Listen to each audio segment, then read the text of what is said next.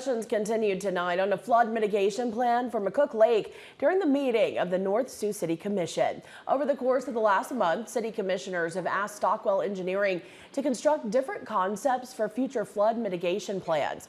It's all in an effort to make sure a flood like the one that hit the area last summer would never happen again.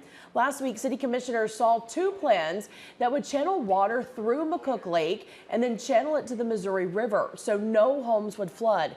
However, commissioners wanted to see a plan that would keep water away from the lake entirely. So tonight, Stockwell shared a preliminary plan to divert the water to Lake Goodenough and down the Missouri.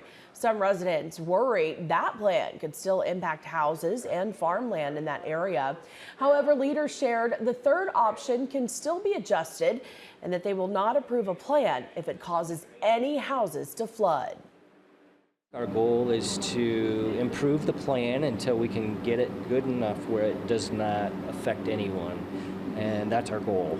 So I'm really hopeful about alternate 3. If we don't ever have to put floodwater into McCook Lake again, that would be a great resolution.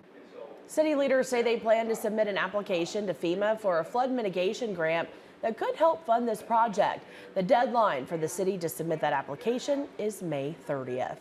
Also on their agenda tonight was a discussion to reconstruction of Penrose Drive, which was damaged during last summer's flooding. Now, back in April, city commissioners voted to approve the reconstruction of the road. Tonight, engineers say they plan to have bidding for the project to go out May 21st. They also hope construction could start in early June and conclude in September. Some shared concerns on how residents will access their homes since it can only be accessed by North Shore Drive. One resident worried it would be too difficult for emergency responders to reach them in the case of an emergency.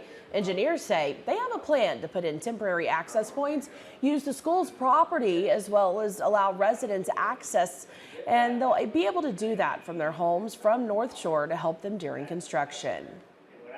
It's going to be painful for some of the residents because it's a cul-de-sac, dead-end cul-de-sac with limited access, so it's going to be tough for a while, but we're going to try to come up with every solution we can to make it as easy as possible.